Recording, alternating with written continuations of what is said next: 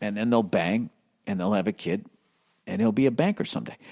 All right, doing time. Dear Billy Blue Bulls, love the podcast, and I hope you get to perform stand-up soon. I saw you in Orlando back in 2015 and loved the show. Oh, I had a great time down there. Was that the one at the... was that the one that was at the House of Blues, or was that the previous time I went there? I can't remember. He says, anyway, I hope you read this email and can help me out. I am 28 years old and a medic in the U.S. Navy, and I absolutely hate what I do. All right, well, that's a big thing. You figured out that you don't like something. That's a big thing, and you're able to say it out loud or at least send it into a podcast. He goes, I've been in the Navy for 4 years now, and I have become more and more miserable as the time has passed. Well, then don't re-up. Like you, I've always tried my best at jobs, but even if I didn't like them, but I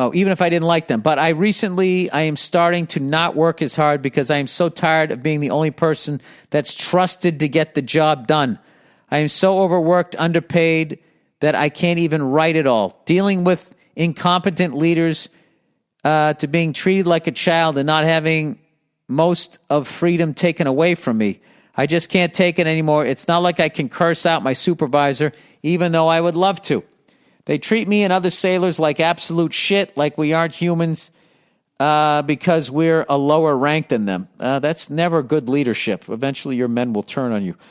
There are a few easy ways to get out, but I wouldn't get the honorable discharge that I deserve. I only have a year left, and I feel like things are really boiling over for me. I am dreading every single day. I don't booze or waste any of my free time because I am working on my plan for when I finally get out. I stay productive in my off time. I would just like your thoughts on my issue here. The Navy is constantly up my ass and is total control over me. How would you handle being stuck at your job you hate and can't quit? Please let me know. All right, here's the deal, dude. You got to man up and do your last year. All right? They didn't force you to sign up. You signed up. You put yourself in this position. Okay? And it's going to be this great life lesson. All right? You got one more year. Don't fuck this up. You were a medic in the Navy. Okay? There's everybody respects that. That's always going to look good on a resume. All right? And you got a long fucking life ahead of you. And that's just going to be a dishonorable discharge out of the Navy is going to be a fucking albatross hanging around your neck unless all you want to do is get out of the Navy and sell used cars or fucking become a comedian because there's no background check in show business or selling cars as far as I know. Just tough it out, dude. Try to find the humor in it, and I would just, here's the thing. This is the thing. A year from now, you're not going to be in it anymore. And you're going to get an honorable discharge, and it's going to be the greatest fucking day of your life. Your young life when you just walk away from that shit. Or you can leave now, in a year from now, as you're sitting with that dishonorable discharge from the Navy that you're going to have for the rest of your fucking life, like a tattoo you can't remove. You're going to be thinking, going, man, you know what? If I just toughed it out, I'd be getting out now. All right? You've done 4 fucking years.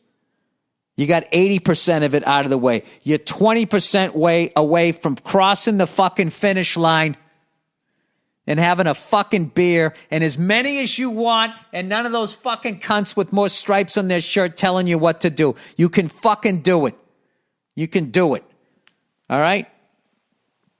I had jobs that I fucking hated. I stuck it out so I could be a comedian. I didn't have anything like you. I wasn't married to it. I can't imagine what you're going through. But if you've been able to do it for 4 fucking years, I would actually do an even better job. I would make the Navy fucking beg me to stay.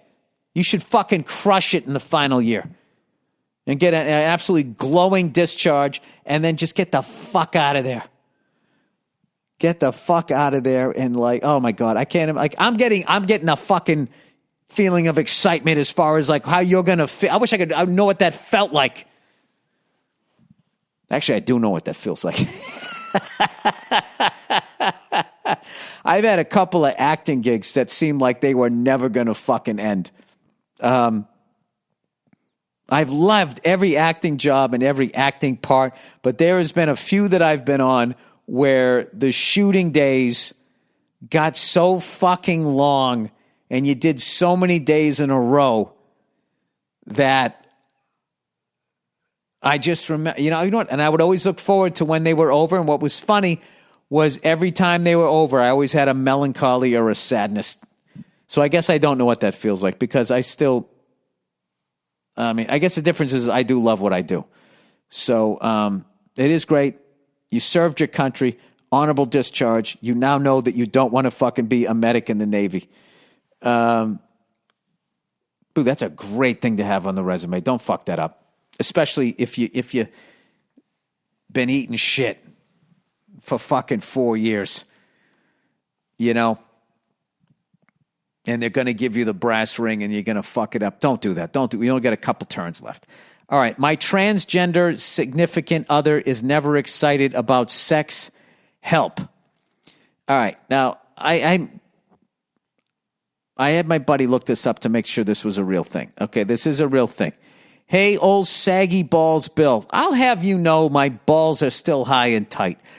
I'm a bisexual lady, oh, God bless you, who's been dating a trans man, woman to man, okay, for a little over 6 months. That's fascinating. So when you met the person, were they already starting to trans, whatever you're supposed to say there? By the way, speaking of trans, how great is the Trans Am? You know, late 70s, 6.6 liter. I mean, all right, let's stay focused here. For a little over 6 months, we have a happy and healthy relationship and enjoy one another's company quite a bit.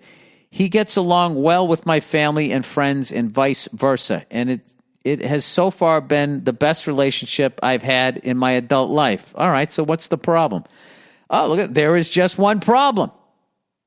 He never seems excited to have sex with me. We very rarely have sex, and when we do, he hardly lets me touch him. This is a huge problem for me because I'm a very physically affectionate person, and I believe that being able to touch your partner is half of a sexual relationship. I have expressed this to him. I was going to say, you got to say something. You got to say something. I have expressed this to him before, and I can see that he has made the effort to be more open, but he's still pretty closed off to me. Well, is he self-conscious because he's going through this change? He's going through changes. I've tried to be understanding and patient because I know that as a trans man, he's uncomfortable in his body. There you go. And likely uncomfortable sharing it with the other. Wait, I already forgot which way he's going. Woman to man. All right. But I just can't help but feel a little starving for a normal sexual relationship and affection. He sometimes makes me feel embarrassed for wanting more. Well, that's not fair to you. For example, we were on vacation and drove past a store called Sexy Stuff. Yes, with only one F.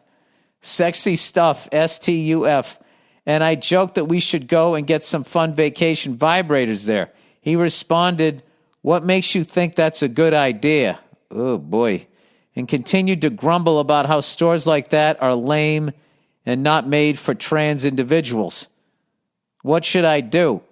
I don't want to break up with him because we work so well together outside of this issue, but I'm just not satisfied with that portion of our relationship.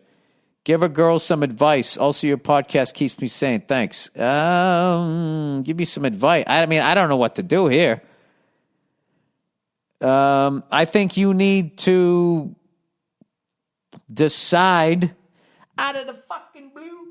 You need to decide what's more important. Staying with this person. And, I mean, they can't help how they're wired if they're just a less sexual person than you are. I don't know. That's a tough one. Well, do you love the dude? I mean, I don't know what to tell you. This is something you have to decide on your own, but I think I know personally, I can say that if I was with somebody that I loved and the sex life was not where it wanted to be, that there would be a distance that would build up. And it would be hard to not resent or just feel like you're being, I don't know, just shunned on some level. And I don't think you're being selfish if that's how you feel. So I think, I mean, I don't know. You've sat down, you've talked to them about it, and I think judging by what he said about the sexy stuff 1F store, I think that there's a window of opportunity there where I think, I can't imagine what that's got to be like, be one sex but really identify with the other, the fucking thunder and lightning that's got to be going through your fucking brain trying to make sense of your world, and then you're transitioning and then having people treat you and weird and all of that shit. They're probably going through a lot of stuff. Maybe you can talk to the person and see if this is they just need time to get adjusted to their new body, I guess. I don't know. I mean, that's outside my world as far as, where I'm at. But I was definitely with some women that weren't comfortable with their bodies, and, you just kind of have to go slow, I guess, is what it is, and be understanding, and can't make any jokes. It's a very sensitive type of thing. So I don't know if I helped you there, but I think the only thing you can do is try to help the person along and see if it's something that through therapy and talking that they're eventually going to get to an acceptable place for you. And if that seems like they can do that and they want to do it, then this is worth staying in. But if they're never going to do that, then you have a decision to make, which I can't make for you. That's it.